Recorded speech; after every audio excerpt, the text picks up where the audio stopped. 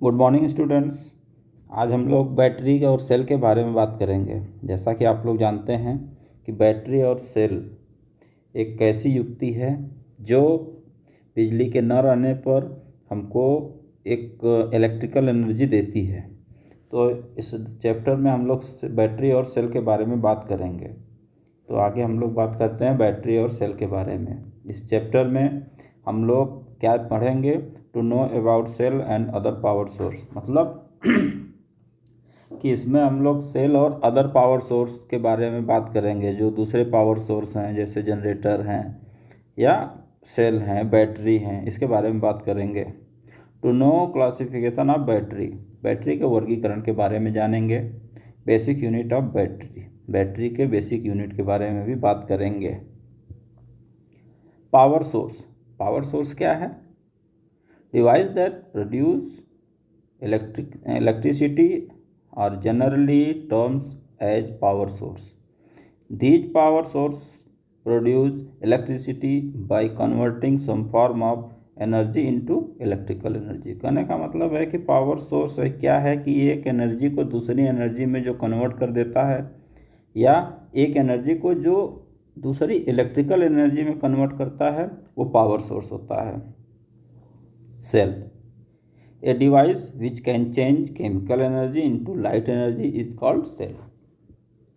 मतलब कि जो रासायनिक ऊर्जा को प्रकाश ऊर्जा में परिवर्तित करता है वो सेल होता है। And two more cell are connected in series और पैरेलल इज कॉल्ड बैटरी। मतलब साधारण तौर पे हम लोग बोलते हैं कि सेलों के समूह को बैटरी कहते हैं।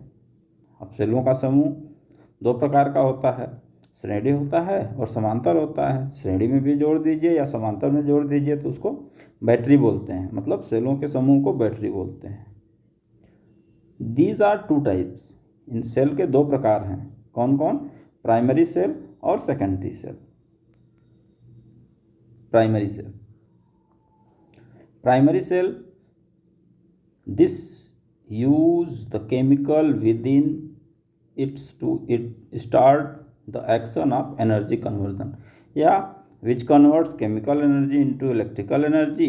This use the chemicals within it to start action of energy conversion। कहने का मतलब है कि प्राइमरी सेल वह सेल है जिसको हम एक बार यूज़ करने के बाद दोबारा यूज़ नहीं कर सकते। मतलब उसका जो केमिकल अंदर इलेक्ट्रोलाइट भरा होता है वो एक बार ही यूज़ किया जा सकता है, उसके बाद इसको दोबारा यूज़ करने लायक नहीं होता। तो ये प्राइमरी सेल होता है। सेकेंडरी सेल, जैसा कि चित्र में दिखाया गया है, secondary cell, these batteries must be first charge with electrical energy. Once the battery is fully charge it will then convert chemical energy to electrical energy. Secondary batteries are also called storage battery. मतलब कि जब battery का निर्माण किया जाता है तो उस समय सबसे पहले जब केमिकल भरा जाता है तो उसको इलेक्ट्रिसिटी के द्वारा चार्ज किया जाता है।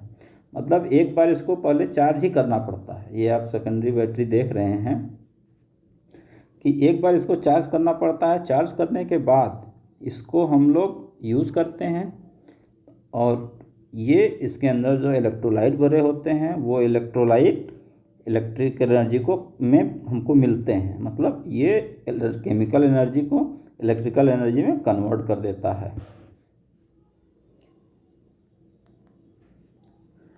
Primary cell versus secondary cells. Cell are device that add electrical potential energy to charge moving through them. They do this using chemical reaction in the cell. There are two types, primary cell and secondary cell। Primary cell को non chargeable cell भी बोलते हैं।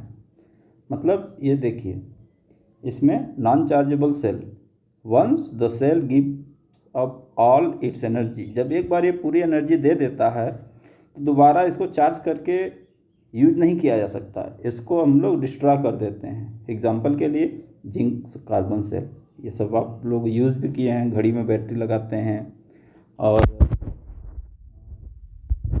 Torch में battery लगाते हैं उसमें primary cell ही use होती है, क्योंकि एक बार यूज़ करने के बाद इसको दोबारा यूज़ नहीं कर पाते।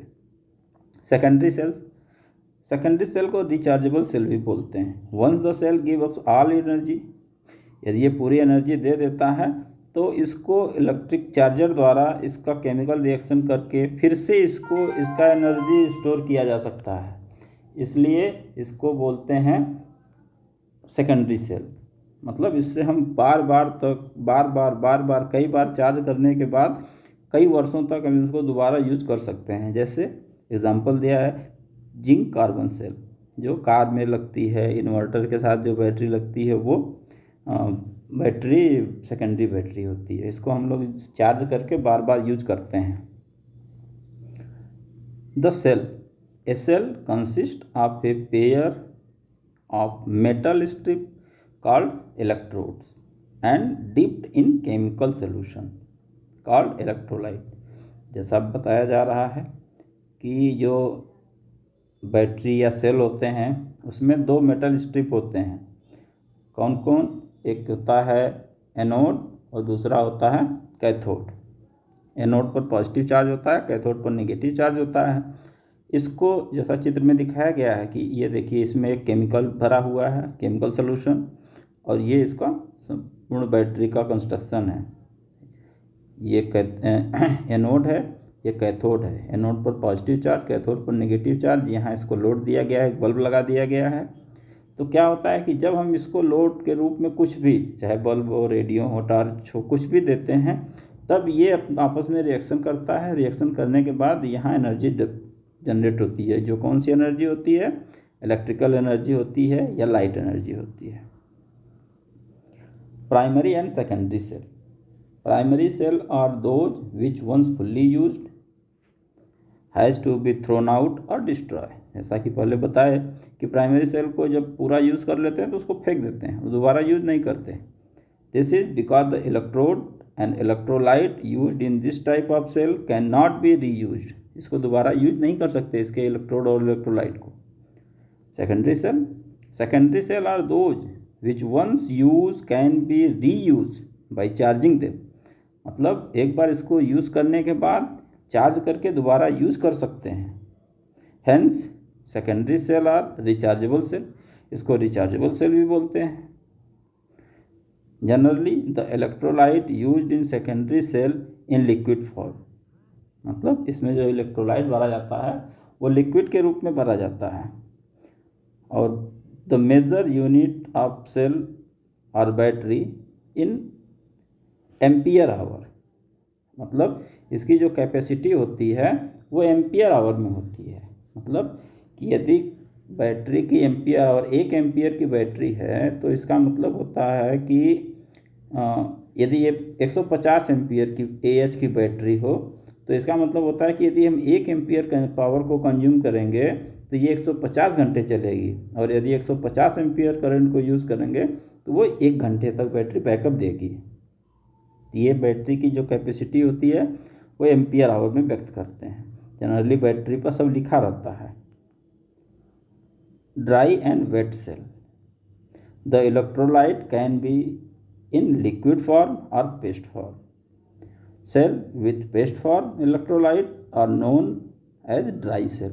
मतलब जिसमें हम इलेक्ट्रोलाइट पेस्ट के रूप में या लिक्विड के पेस्ट के रूप में या ड्राई के रूप में यूज़ करते हैं वो ड्राई सेल होता है।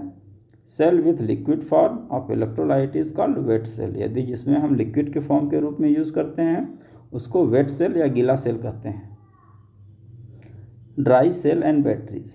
As the electrolyte used in dry cell is in paste form it does not spill और लीक। मतलब जिसमें पेस्ट के रूप में जिस सेल में इलेक्ट्रोलाइट भरा होता है वो लीक नहीं होता। Hence dry cell are used extensively in portable electrical and electronic gadgets. मतलब ड्राई सेल का यूज़ हम वहाँ करते हैं जहाँ कोई सी चीज़ को हम लोग पोर्टेबल रखते हैं, जैसे रेडियो हुआ, टार्च हुआ, जिसको हम अपने पॉकेट में रख के मूवमेंट कर सकते हैं। उस जगह पे हम लोग ड्राई सेल का यूज़ करते हैं। Weak and dead cell. मतलब जब हम सेल को यूज़ करते हैं तो जब उसका जो पावर होता है वो पावर धीरे धीरे धीरे धीरे कम होता है और एक कंडीशन ऐसी आती है कि वो दोबारा यूज़ करने लायक नहीं होता। तो ऐसे सेल को हम बोलते हैं वीक या dead cell. Dry cell are used in various gadgets like flash light, tape recorder इत्यादि। टेप रिकॉर्डर या फ्लैश लाइट में यूज़ करते हैं अलग अलग प्रकार के सेल को। The cell convert chemical energy built into them into electrical energy, मतलब वही कि जो केमिकल एनर्जी है वो इलेक्ट्रिकल एनर्जी में चेंज होती है। In doing so the dry cell slowly get consumed, मतलब वो जब यूज़ करते हैं तो धीरे धीरे उसकी खपत होती है। This means the voltage across the cell terminal decrease and current can supply to connected load become less and less. मतलब जब हम इसको किसी लोड को जोड़ते हैं सेल के ऊपर तो उसमें क्या होता है कि उसमें पोटेंशियल डिफरेंस जो होता है वो धीरे धीरे करंट और वोल्टेज दोनों कम होता है। A stage will reach when the dry cell is no more capable to supplying sufficient voltage current through the connected load, मतलब एक कंडीशन ऐसी आ जाती है कि जो बैटरी सप्लाई करता है वोल्टेज और करंट वो धीरे धीरे कम हो जाता है। Then the cell is said to have become weak और डेड, मतलब तब हम बोलते हैं कि ये बैटरी हमारी कमज़ोर हो गई है या कंज्यूम्ड हो गई है, ख़त्म हो गई है। मेजरिंग सेल वोल्टेज, मतलब अब हम इसको मापते कैसे हैं। To measure the voltage of a dry cell, a voltmeter having a full scale deflection value greater than but close to the rated output of the dry cell, मतलब एक ऐसा वोल्ट मीटर यूज़ करते हैं जिसकी range जो battery के voltage से ज़्यादा हो लेकिन निकटतम हो जितनी बैटरी का वोल्टेज होता है। जैसे यदि एक बैटरी का वोल्टेज 1.5 वोल्ट होता है तो उसको नापने के लिए आप 2 वोल्ट का वोल्ट मीटर यूज़ कर सकते हैं जिसका फुल स्केल डिफ्लेक्शन 2 वोल्ट हो, मतलब बैटरी के वोल्टेज के निकटतम हो, वही वोल्ट मीटर हम लोग यूज़ करते हैं।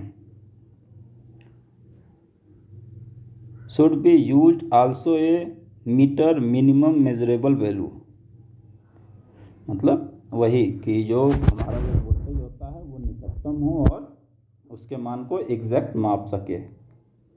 इस स्लाइड में बस इतना ही आज के लिए। अगले टॉपिक में हम लोग सेकेंडरी सेल के बारे में बात करेंगे। Thank you.